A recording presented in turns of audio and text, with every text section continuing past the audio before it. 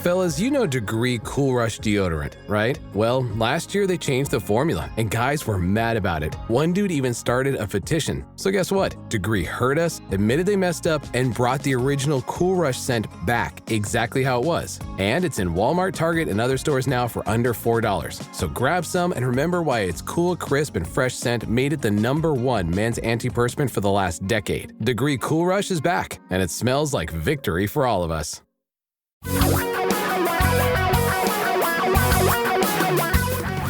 Reality radio for a really great future. We're talking real money.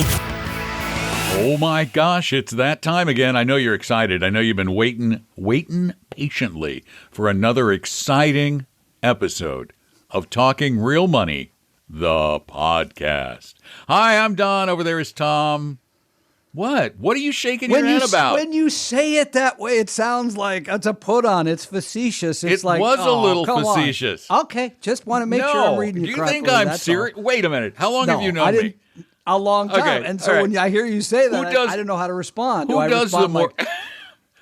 I respond like, well, okay, then what I'm going to say is meaningless? Or should I respond like...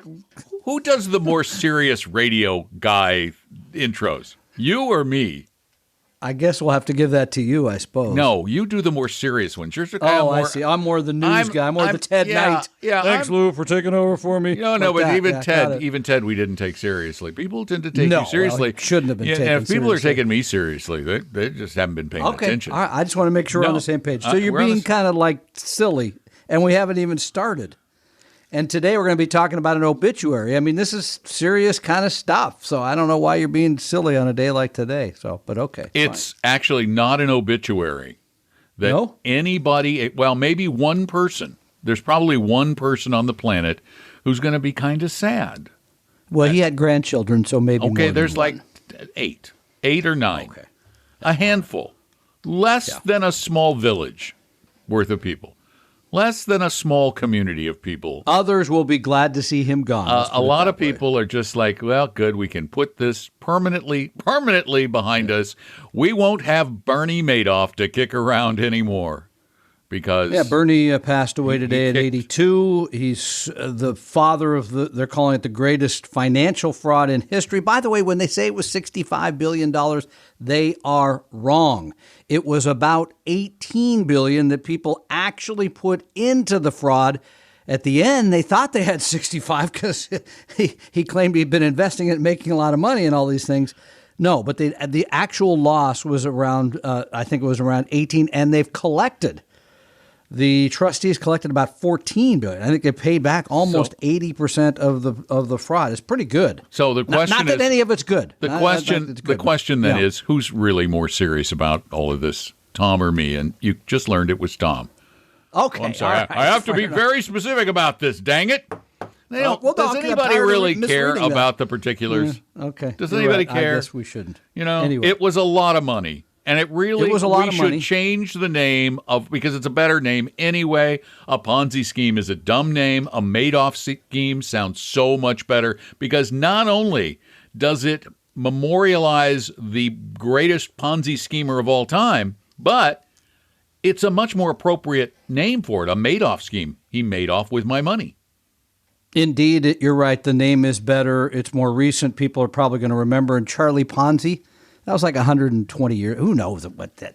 Get him out of the Madoff scheme, like the term. Well, bye Bernie wasn't nice knowing you. But Bernie's what he did was it reduces confidence in the system. People think. No, it does, because people believe... There shouldn't be much confidence in the system. Well, I was just going to bring that up, that you and I have a difference of opinion here. I am generally a believer if people tell me things. Generally. Yeah, well... And that comes from my upbringing. There you go. And you are on the other side of it. You're like, probably not. That's fine. There's nothing wrong with that. But what happens is when people do things like Bernie, or when people rip off their own grandmother... Then you start to think, well, wait a minute. Maybe this thing is a fraud. Maybe people really are stealing my money. I'm not getting a fair shake. And this recent story with poor old Beverly Schottenstein. And it's stories like these, though, that make me a cynic. when you're getting ripped off by your own grandchildren who claim to be professional investing advice providers, I find the industry to be less than honest. Forthcoming. I mean, so this is a story that it made a little bit of the national news, a little bit of inside baseball, but you may have read about old Beverly, old I say because she's 94 years old. She came from a family of great wealth. They were in the furniture business, shopping centers, etc., built up this wealth. She actually sold her part out, got the cash, and then said, well, what should I do with the cash? Well, one thing she shouldn't have done is go to J.P. Morgan. That becomes readily apparent, and here's why. Well, but wait a minute. Morgan, why did she go to J.P. Morgan? Well, she went there because her grandsons were working there as So wait a minute. So this is a story of family loyalty. It's love of family. Or disloyalty. Yeah, all right. So anyway, the point was the money went there. She was invested in stuff that people should stay 1,000 miles from. Auto-callable structured notes. I don't even know what an auto-callable structured... Well, I mean, I know what a structured note is, and I know what auto-callable is, but why would anybody even put somebody in something like that? Well, let me tell you why, because here at the end of the day, the commissions earned off her account just shy of $3.9 million. Now, she just won a $19 million arbitration award against J.P. Morgan and two former brokers. Both of her grandsons are now out of the business, I hope for life. But the point is this sort of thing does happen, not to this extent, hopefully, because for one thing, she had an awful lot of money. But it raises a couple of things for me. Number one, and we've said this before on the show,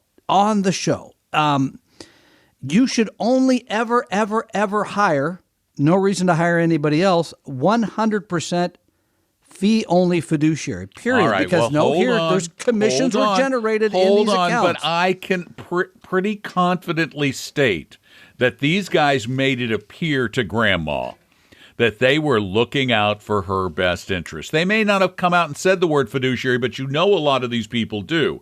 They actually say the word fiduciary. Oh, no, I'm a fiduciary. And they might have been at times. 360 unauthorized trades. Does that sound like a fiduciary? No. I'm saying they might have claimed to be a fiduciary at times. Okay. Because they do. Think about the guy you listen to on the radio in Phoenix.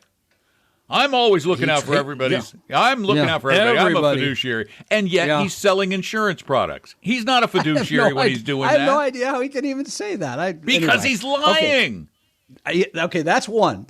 Number two, and this is more serious. Elder abuse is a serious issue in this country. Elder financial abuse is not to be laughed at. It's not to be made fun of because it's a serious issue. Now, how you fix that, because I don't know, especially in a case like this, which I truly call affinity fraud. I mean, she was taken by her own family members because, as you said, she probably said, I trust them. By the way, she doesn't use a computer. So they were sending her a lot of stuff by computer that she did not see. Maybe had she seen that, she would have said, wait a minute, why am I buying and selling these things? How much am I paying for all of this? But elder abuse and affinity fraud are serious issues that need to be paid attention to. Maybe in a situation like this, somebody else in the family should have been looking over the shoulder of these young men and saying, wait a minute, this isn't the right thing for Grandma, is it? Or is it? So while we're laughing about this, and I'm glad she won the $19 million arbitration award, which J.P. Morgan, of course, will appeal because they always do, this is something to be paid attention to very carefully. I'd say anytime your parents get their mid-70s and older, especially in a case like this where we're talking tens of millions of dollars, real money. I'll tell you, if you were part of this family dynamic, the rest of the family would not even think to question these two men, both of who worked for one of the most respected firms in America. They were professionals. It would be like questioning your grandson who was a doctor or a lawyer. You don't question the professionals. They know what they're doing. When, in fact, most of the financial professionals in America, pardon me for my little bit of a rant, but most of the financial professionals in America are not looking out for their clients' best interests. They're not. They can claim they are, but they're not. It is a terrible industry that is rife with this. This is not the exception. This kind of stuff, not at this level, is the norm. Selling people products to generate high commissions, that's the norm. Churning accounts, that's the norm. Lots of trades, that's what churning is. That is the norm. Non-disclosure of fees and commissions, that's the norm. You need to understand that despite your desire to give your grandkids or that woman at church or that person you're in Rotary with or whomever it might be the benefit of the doubt, you need to be far more vigilant and take these people to task. Don't take their word for it. Don't even trust. Verify. And can I disabuse you of one more name you've used here? Professionals. In my day, a professional was a doctor or a lawyer because they went and got an advanced degree that does that. Stockbrokers were too. Back in the day, stockbrokers were. What degree did they get? Didn't matter. Didn't matter. They came out of college with an with some sort of a master's or something, and they went into the stockbroking business, and they were up there in the pecking order of the. No. I'm saying we should not call them professionals anymore. I think it's a poor term. It implies some sort of advanced learning in all this when most of them went to college, sure, but then the advanced learning is they went to J.P. Morgan to learn how to sell. That's what they learned. They don't know anything more about markets than you do. And I got to tell Don, you, other people. No. I mean, it's not just my conjecture that this is true. I know it for a fact because I personally lived it. I came from nothing, knowing nothing about money, and was told after 2 months of training that I was now a respected financial professional with the firm. The same firm that is now Morgan Stanley. Enough said there. Okay.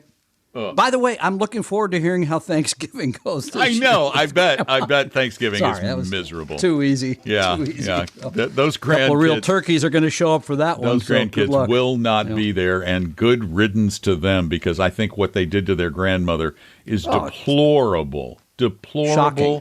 And horrible.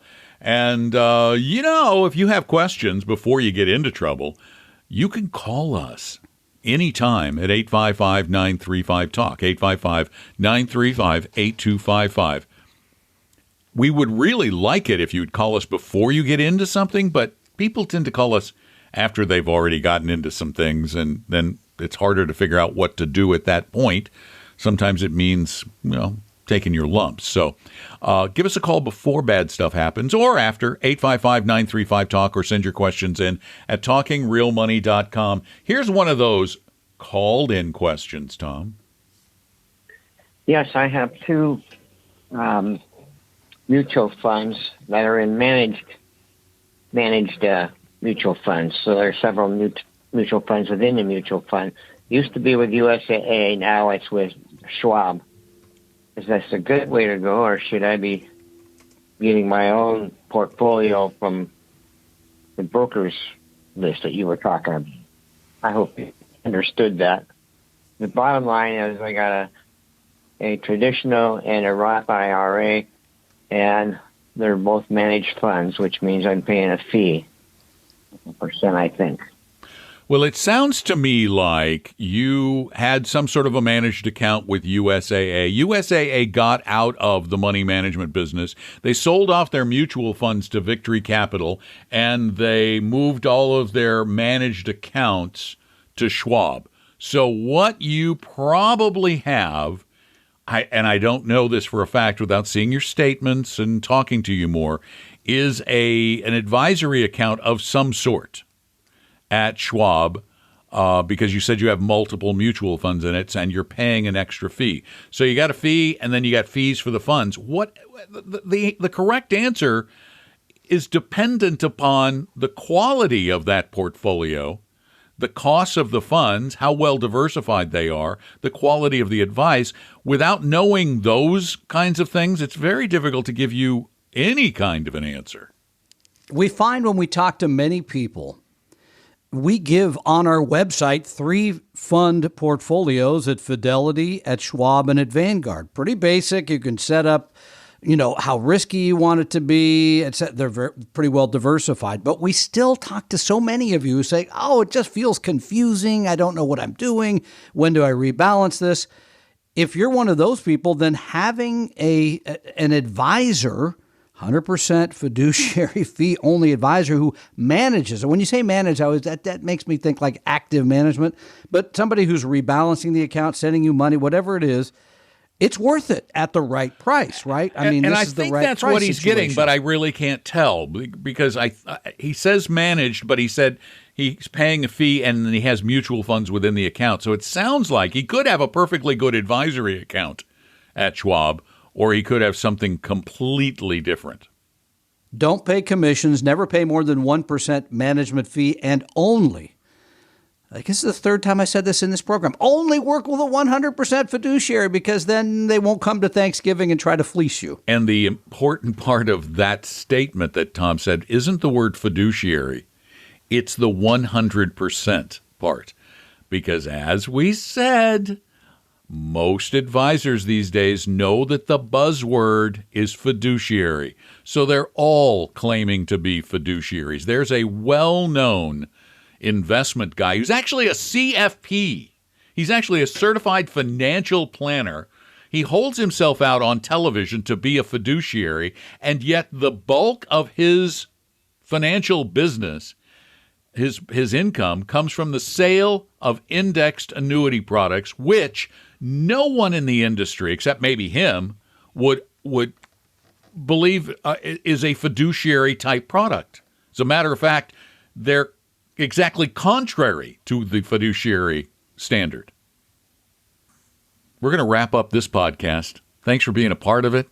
And we do appreciate you being there. We hope you spread the word. Please tell everybody about it. And if you can, leave a review in Apple Podcasts, because those are terrific. They make us feel good. Leave a good review, though. The bad reviews just make us feel bad. Until we read them on the show, and then we get like 3 good reviews. So sometimes the bad reviews do work out for us. So I guess thank you for those 2. We'll talk to you again. We're here almost every day. 855-935-TALK is our phone number, or send your questions in at talkingrealmoney.com on the contact form. I'm Don. That's Tom, hanging out, talking real money. Talking Real Money. We hope you realize that the information provided on Talking Real Money is for educational and hopefully enjoyable purposes only. Providing personalized financial planning or investing advice takes time, so please consult with a really good fee-only fiduciary investment, tax, or legal advisor. We know a good one. Investing must always involve risk. In other words, you can and probably will lose money at times. Also, as much as you want it, no one can accurately and consistently predict the future. So past performance doesn't tell you a darn thing about what the future will bring. Unlike many other programs that say something similar, Talking Real Money is not trying to get you to buy or sell any financial products or securities. Instead, the program is provided as a public service by Vestry, a fee-only registered investment advisor. Thanks for listening, and please visit talkingrealmoney.com for more information and disclosures. That should keep the lawyers happy.